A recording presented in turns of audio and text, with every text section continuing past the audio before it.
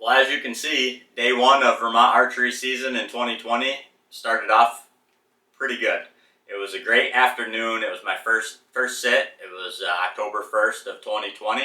Got out there and had a beautiful 6-pointer, as you see, come out. Older deer too, not a year and a half old. Nice big thick antlers, pretty cool deer. And then I had this other buck come in quietly behind me and actually snapped a branch, and it was only about 10 feet away from me off my right shoulder. And I was able to get my phone out and get a little footage of him walking by a little bit further, but that was a pretty cool experience for opening day of bow. And that spot, it was my first year in that property, so I think that kind of played into factored into my decisions that night. There was definitely some food in that corner. I don't know what was planted there that year because the deer have not been in that corner ever since. Something they were pounding that corner, whatever was in that mix in the field. And then there's also some oaks there, which has since been logged, but there is still one big white oak. However, they normally drop before bow season, and the deer are in and out of there by bow season on October 1st. They drop really early, actually, in that location. So hasn't been historically a great spot other than this year, but this was also the first year that Vermont decided to go to a 1-buck rule, and that also played into my decision making on not shooting either of those deer, because I did not want my hunting season to be essentially over in Vermont 2 hours into the hunt. I had some beautiful bucks on camera that year, and I'm always thinking that I can get a bigger deer, and probably to a fault if I'm being honest. It was a pretty exciting hunt nonetheless, and I really just truly enjoyed watching it, so I wanted to share it with you all.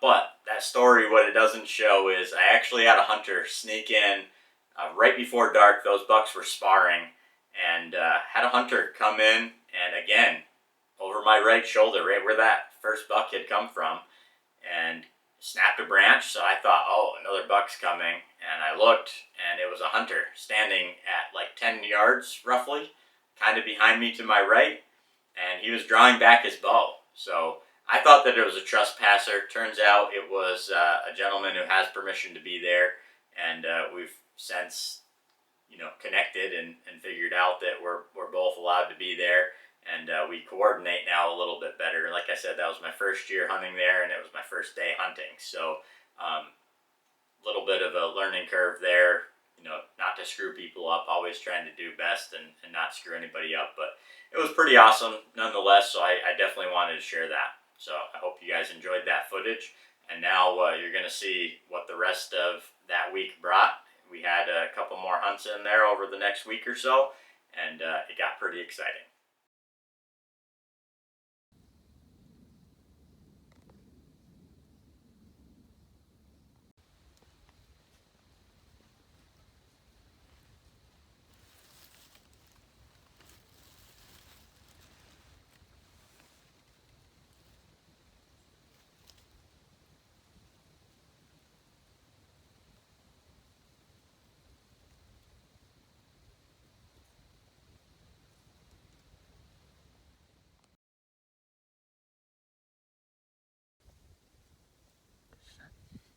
Settle in on that shoulder. It's a touch. If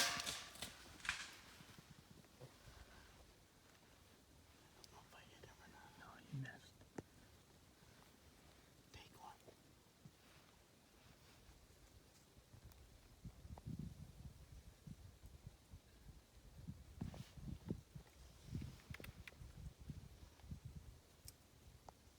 So that footage that you just saw was our second and third sit in the property. My second sit, I actually had that buck come back out, and there was a group of does, and I had another small buck come out, and that buck actually worked to the other small buck, and passed both of those bucks up as well. Great start to the year, passed up them, and went on to day 3, and on the end of day 2, I got a phone call from a really great friend, more family, and he said, "Hey, you want to hunt tomorrow?" I said, "Absolutely." I definitely wanted to hunt with him. Little backstory there: he had gone through a stroke, survived a stroke, recovered very well, and then was actively going through cancer treatments at the time of this footage as well. So was not even a question in my mind that I knew exactly where I wanted to bring him and see if I could get him on any of those deer. He would have been happy with anything because that's just how he is. He's got the best personality probably in the world, and I'm lucky to have him around. So no question, brought him out. We had an exciting hunt, and wouldn't you know it, that buck came back, which you just saw. Unfortunately, it was a clean miss. I slowed down that footage, and he shot just underneath that deer. Unfortunate, but it's just the way that it worked. I passed that deer up after he shot. The deer didn't really know what happened, and I could have taken a shot at about 20-25 yards, and I elected to let that deer go again. I really wanted him to get a shot at it. So we went back in the next day, which there's no footage of. I went back in, and all this is just cell phone footage. Went back in, got back on that deer again, and that deer, when you know it, worked back in to about 22 yards, and Dino could not shoot. And he said, take a shot, shoot that thing. And I didn't even question it at that point. I had already passed that deer up multiple times, and with the whole situation, I said, you know what, I'm going to take it. I took a shot at about 22 yards, looked absolutely perfect. I thought it might have been a touch high, but nonetheless, looked perfect. Only found one drop of blood that night, unfortunately. Went back the next day, searched for 4 or 5 hours, grid searched that whole entire area, could not find anything, and I was just sick to my stomach. I finally made the decision to shoot that deer, and I was just sick over the fact that I had wounded that deer, and I thought for sure it was a mortal wound. But that was, it's just the way hunting goes. If you've hunted long enough, those things happen from time to time.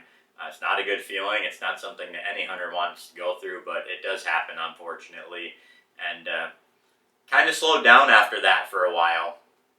But towards the end of bow season, actually had news that the 6-pointer from the first night that was sparring with the funky buck actually got killed. And congratulations to him. That was a beautiful buck, actually. Ended up weighing, I think, around 170-ish. Beautiful buck. And then the story got even crazier.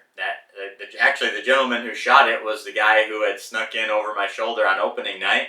He ended up catching up with that deer later in bow season, which, good for him. Worked out really nice for him.